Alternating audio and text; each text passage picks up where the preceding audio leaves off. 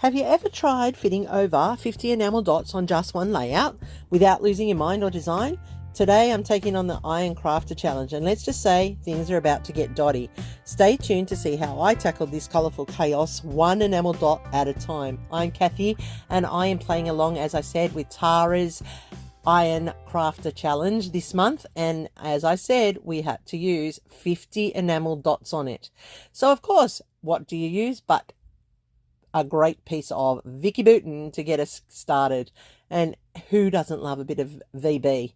I believe this is from her Colour Rush range. I'm not too sure. Don't hold me to it. It could even be Bold and Bright. I'm not sure. I think it's probably Bold and Bright. Anyhow, I'm using this base page here with that starbursty design, and I'm going to start from there.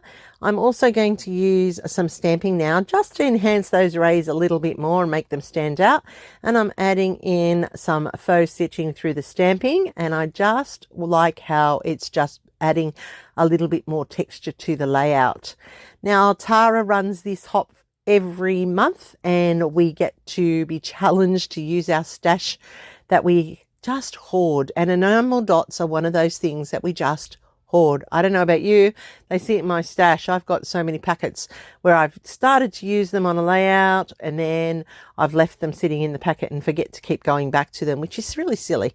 But I do love Nouveau drops, so that's my explanation as to why my enamel dots keep building. So I'm using this stitched stamp, which I absolutely adore. It's a messy stitch. So I'm just dragging that into that starburst there. Now it will get covered a bit, I'm not going to lie, using my photo, but that's okay. Then I'm going to add in some more stamping here, and anyone who's been watching knows this is one of my most favourite stamps, and it is a messy circle, and I'm just taking out, it is I think meant to be like a date circle, but I use it just to add that messy circle stamping to it and adding that little bit of extra, and that's carrying on that starburst through to the rest of the layout.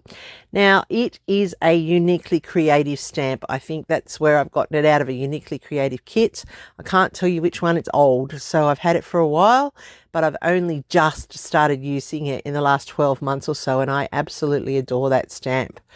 All right, so I have my photo here, and it was taken when myself with my family went to the wildlife sanctuary at Bargo, and we were there for the nighttime light show, and I have been we were playing in the area where there were the umbrellas, and I was pretending I was flying with the umbrella.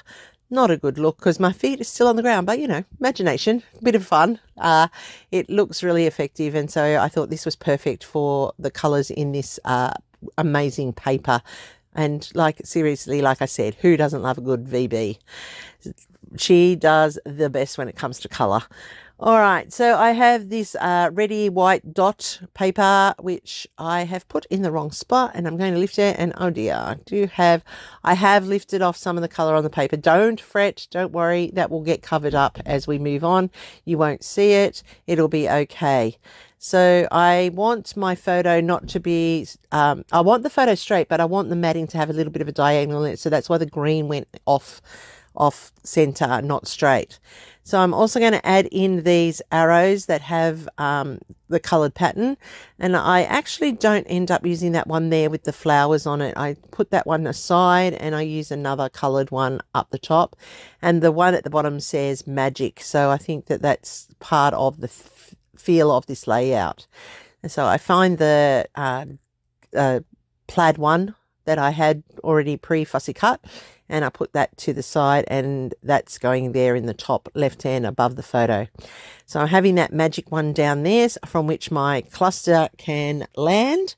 And then I have these pinwheels that are also from a Vicky Bouton paper that I have laying around, and the same with the florals. I've already started using those circles on a different layout, and I think they come from Where To Next actually, and the Where To collection, and then I have those bright, beautiful daisy type flowers, the 5 ones. They're more retro flowers. That's what I was looking for, the word.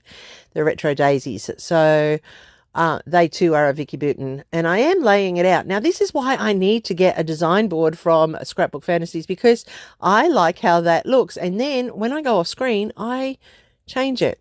I do like how it changes, but I would just like to once just keep my original design the way I have it so that it looks like I had it set out. So you can see how I've switched it around and moved it around. I did pop up some of those pinwheels, and I did pop up some of those flowers using foam dots. And I have this title here called So Much Fun and Let's Go, putting in a geotag there. And then I also have that one, look here arrow, which is pointing to the umbrellas in the photo so that you look. Now, here's the challenge. We had to use 50 enamel dots. Now, you would think that would be easy to put onto a layout, or that it would overpower a layout. Well, I actually like how this turned out. At first, I thought, oh my goodness, how am I going to fit 50 on there? I don't know. Well, first of all, I thought I don't have 50, but I actually have way more than 50. And then I thought, how am I going to get 50 onto this layout? And it actually, surprisingly enough, was quite easy to do. So I'm putting the enamel dots into that rainbow circle at the top. I'm putting them into the center of the flowers and the pinwheels here. So that's taking care of quite a lot of them. And I'm mixing the colors up to keep the colors happening around the layout. Then I'm going to put them into some strategic points around, and you'll see that happening. And I'm mixing up the colors because I want to draw all the colors of the rainbow into it, and to drag those enamel dots around the page so your eye isn't just drawn by one color. So I'm mixing it up like you can see here. And I do love how it looks on the page. Now, I don't want enamel dots falling off my layouts in the future, so I am just adding a dot of Nouveau Deluxe glue in underneath so that they will stay there forever, because they tend to lose their stickiness, and I don't want that to happen over time. So I'm just building some rays with them, and I'm going to spread those across there.